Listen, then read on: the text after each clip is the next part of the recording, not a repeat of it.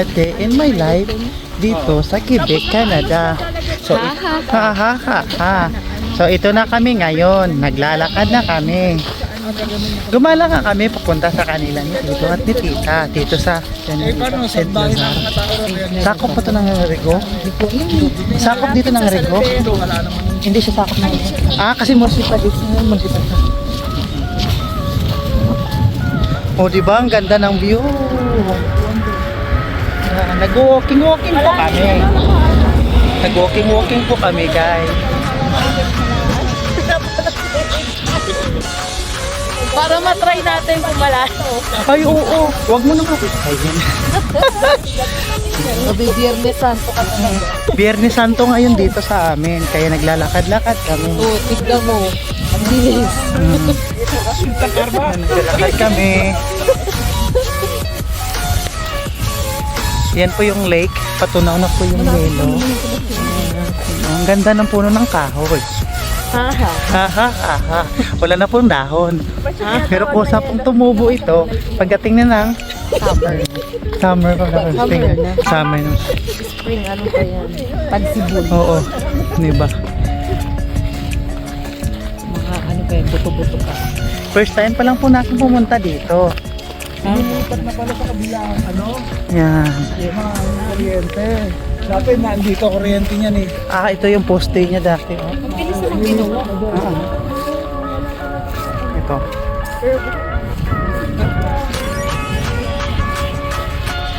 Ganito po yung kahoy dito pag tuwing winter. Akala mo patay, pero buhay.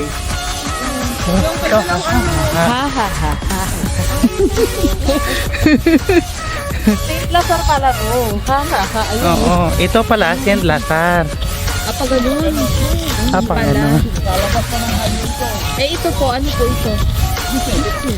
Lised. Lised. Ganda ng puno ng kahoy, guys. So, kung makikita nyo, akala mo patay pero buhay yan. Yun. So kami nag-walking pagkatapos namin kumain. Ang dami namin kinain crabs. King crab. Tapos, itong galunggong. Yan si Angie. Galunggong si Angie. Ang dating galunggong. Ang dating galunggong. Si Angie. Ang ganda ng balat ng puno. Oo nga po. Parang ang tibay-tibay niya. Talagang matibay siya. Ay, pero kung nasa tabing dagat ka, hindi ka Sa Pinas yan, sa make up niya. Ang laki, ano? Kaya nga, oh.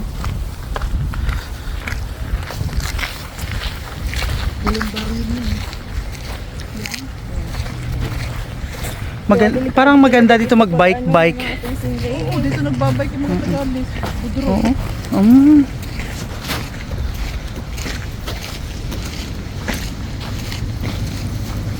Magpa-bike, magwo-walking. Shining, shimmering, splendid. A whole new world. Ewan yung mukha ko. And if you kaya nga tinigilan ko, baka yung gusto ko yung kagano'n. Dapat pala, hindi ko bisa king sa queen crab ka dapat. Naku, may king crab, din may queen crab. Yan. Ano kong princess? Gusto ko Are.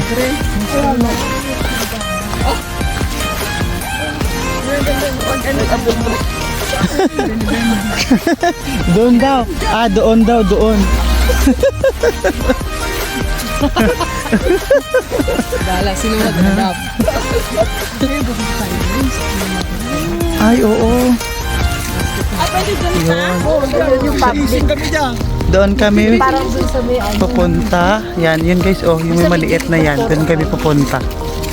Hala, gusto ko tambayan yung mga ganito pag summer. Yung nakaka-relax dito, oh. Parang matatanggal yung 100,000 stress ko.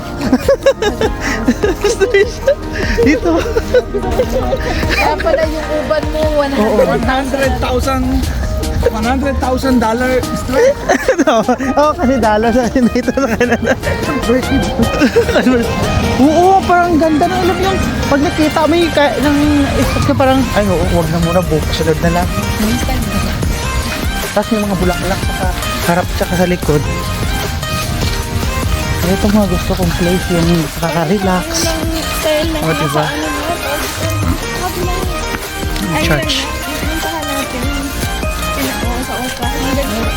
Oo, kaya yun, kala ko kami kasi, di ba may isa doon sa kabila? Ano tawag dito?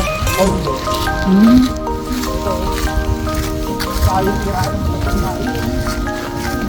Home for the aged. Nagano ka din dyan noon talaga. Kaya alam ko yan, nakakaya na matatanda. Inilagay na ako ng tita ni Janice. Nakawa sa akin, binalik ko sa bahay.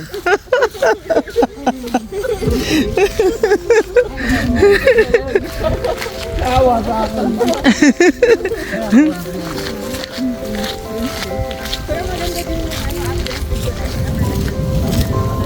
Pwede silang dalhin sa ano to? Parang hindi rin sila malungkot, no? Nakita mo, nandiyan sila.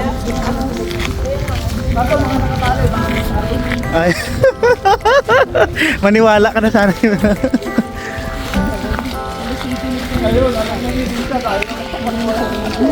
Oo nga. Palagi pa naman ako naniniwala kay Tito pag kami magkasabay sa sakyan. Oo, ako yung pala joke, yung pa pala yun.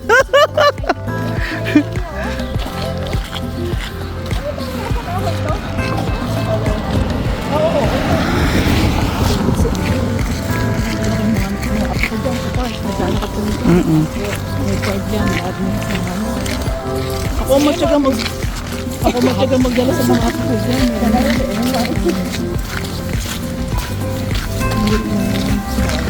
Residence Lavi Ibel. Residence Lavi Ibel. Lavi Ibel. A whole new world. Ito po yung home for the aged. So kung may mga matatanda po dito na sila kung gusto nila. So yan.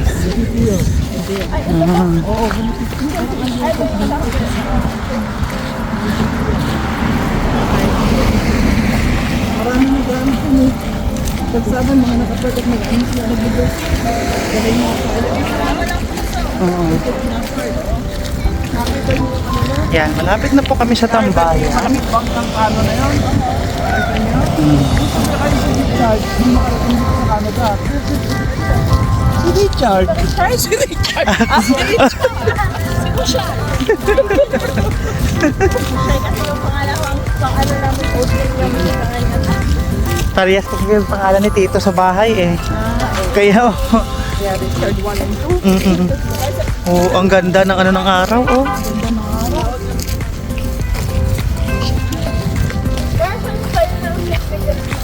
Oo nga. Yan, dito natin church.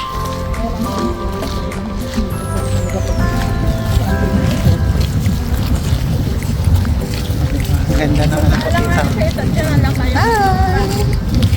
Tita. Bonjour. Bonjour! Tapos panoorin mo lang sa YouTube po tita yung vlog natin for today. Saba. Si Tito. Mga remembrance po natin dito sa ano po tita sa Hello po mga Quebec. kababayan! Dito po kami sa Quebec. Subscribe nyo lang si Richard! Yan.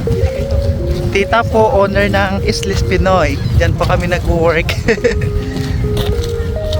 Ano na si Tito. Sabi nga ni Tita Nina, isusunod mag-vlog na naman tayo kasama namin si Tita Nina. Ang ganda oh. Dito na po kami. Dito na po yung entrance na aming paglalakbay. Manonood po kami dito ng sunset. Ay, maganda sana pag may tripod, no? Oh.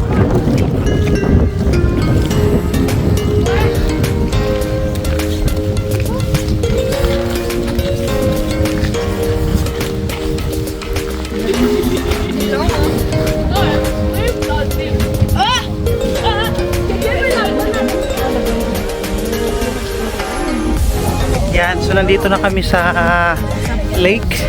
Ito po yung lake, nagpo-frozen pa. Kung makikita nyo yan guys, oh. Yun. Pero unti-unti na natutunaw kasi ngayon, ang temperature is 17 degrees. So, mamaya, pagka lubog ng araw, babalik isa. Bababa na naman 16, 15, 8, 1. Tapos bukas ng pagsikat ng araw.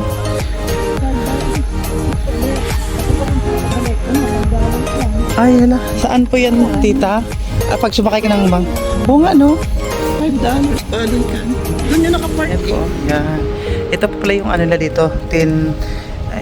Visa o Visa. Ibig sabihin po, 10 a.m. until 6 p.m. lang. Semi-dimanche. Ito na pag mga ano lang po. Ayan, semi-dimanche. Sabado at Linggo. Yan, Horaya. Over October. Yan, diba? Yan po yung ano dito. Kahit pa paano nakakaintindi naman tayo ng France. Yan. Ganda ng lake. O medyo nagpo-frozen pa. Yan po yung mag-aabang kami dito ng sunset guys. Ang ganda diba? So ito yung ice, ano na to, hindi na to makapal. Pag tumalon ka dito, malulusaw ka na. Hindi ka na makakalog. So pag stress po kayo, punta lang kayo dito at saka mag-relax habang nanonood ng sunset. So yung isa kong kasama pala, nag-iisip kung itatry niya sana na aapakan kung kakayanin pa ba siya or ano. Ay, makapal pa pala sa ilalim, no? Makapal talaga. Yan pala ang ice guys, oh, kung magpo-frozen. Ang kapal. Stop na ng tubig dito, hindi kagaya rito. Na gumagalaw kaya ano. Kaya yun, medyo makapal pala ang ice dito. Yun. So napaka-relaxing dito guys. So ang ganda dito ng view. So ngayon kung makikita ninyo ang mga kahoy, ano pa tawag ito, wala pang mga dahon kasi paano pa lang, transition pa lang ng spring, kakatapos pa lang ng winter. Pero may mga time pa po minsan na mag ano siya, may snow, pero pa ilang days na lang na may negative to, may snow, pero pa hindi na ano kasi April na. So ganda, oh. Kaya pag after ng spring tutubo ito yung mga dahon. Ganda na to tingnan guys. Ayan, paaligid dito, oh. Makikita mo puro kahoy.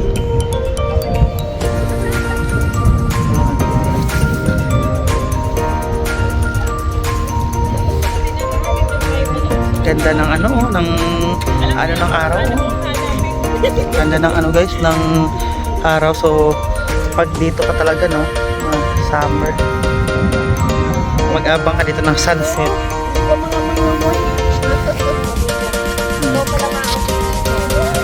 Doon, malun sa ano. Si Tito po at saka si Tita Joanna and Angeline. Ilan po ni Tito at yun si Tita yung owner po ng Islis Pinoy.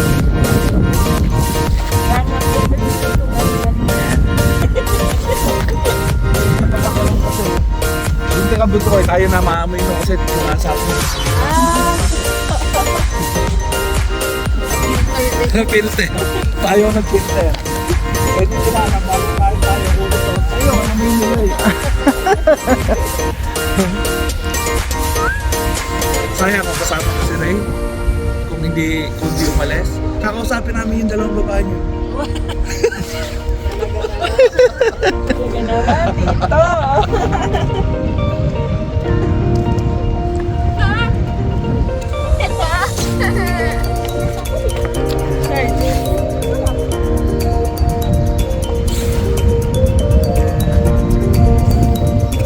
A day in my life here in Quebec, Canada.